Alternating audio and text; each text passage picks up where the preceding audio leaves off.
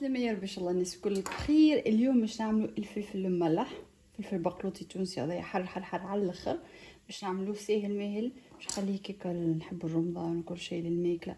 اول حاجه عن الفلفل هاك تشوفوا مش نخليوه بالقامر نتاعو، القاموره هذه، وعندنا دبيبس بلاستيك مش بلاره، بلاستيك باش نحطوا فيهم، وعندنا الملح للتمليح من بعد.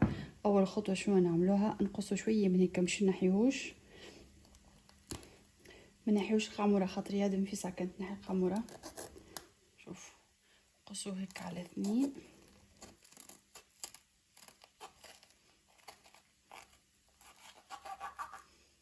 باش نلهب اليوم، شفتوا تحطوا راحه باش تدخل. باش نعمل وحده، شوف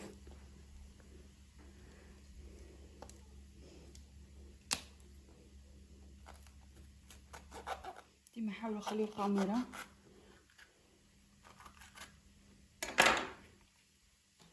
نحطو هيك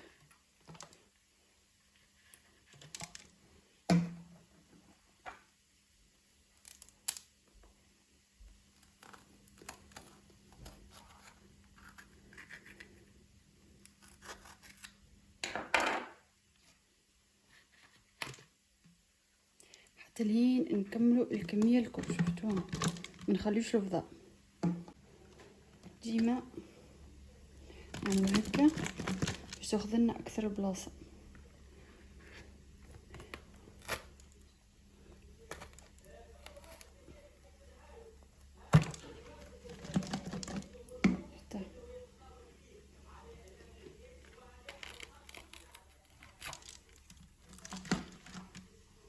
شوف حبيت نوريكم الفلفل لازم يكون اخضر مش احمر، هذه حاجه حر ويزمو حر زاده.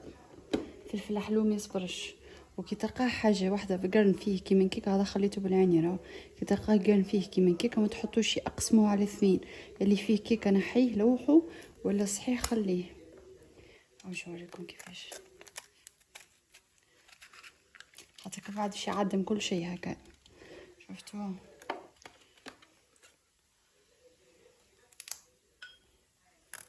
حتى لين تكمل الكميه الكل.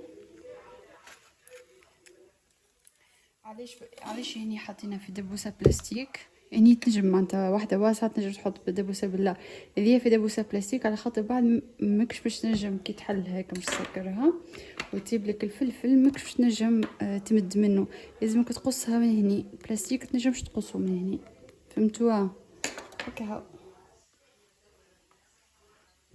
تو نجيو للتمليح. نجيبو شويه مي، مش شويه مي قد معناتها قداش عندك.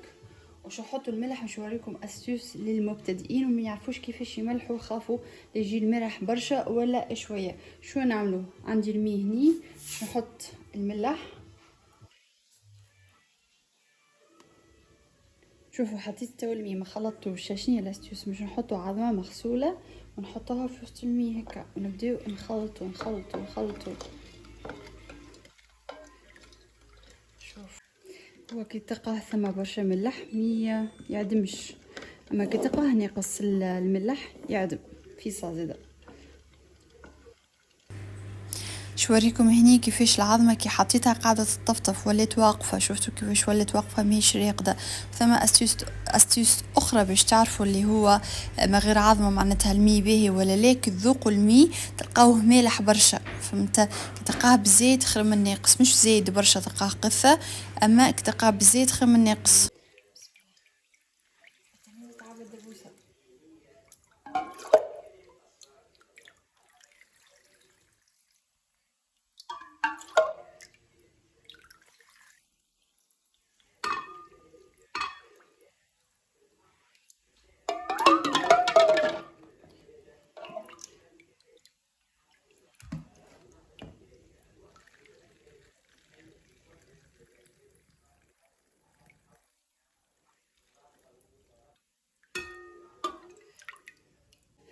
صورت لكن ما تصورش، ما نعرفش علاش. المهم حبيت نعاود لكم الخطوه. اخر خطوه شنو عملت؟ هذا السيترون اللي هو الحامض الليم القارص، نحطوه. حطيت شويه هكا وحطيت الترونشيت من فوق. علاش؟ باش ما يعدملناش، ونغطيوه بالباهي وصل. شوف، ويزم من فوق الفلفل الكل مغطي بالمي. علاش؟ خاطر كان قاعد معري معناتها ما غير مي مش يعدم هكاكا. ما حدش يلزم، اما يلزم الدبوسه مسكره بالباهي زاده، مسكره بالباهي راكم تشوفوها. وهذه نفس الحكايه عملت لها، حطيت القارص راكم تشوفوا وسكرتها. وهذه النتيجه النهائيه متاع الفلفل المالح متاعنا. او باش تعرفوه طاب، تعرفوا شفت اللون متاع الفلفله تلقاه تغير معناتها ولا بارد اللون، اما ما تخليوش برشا يولي مزلبي من بعد. وبالذواقه زادا كي تذوقوه تا معناتها تمدوا حتى كعبه بعد ذوقوه تلقاه طايب ويتقرمش. وكهو هذا الشكل النهائي الكميه اللي عملتها الفلفل المالح متاعي. يا رب ان شاء الله تكون عجبتكم الرسيت، وصحه وفرحه للجميع.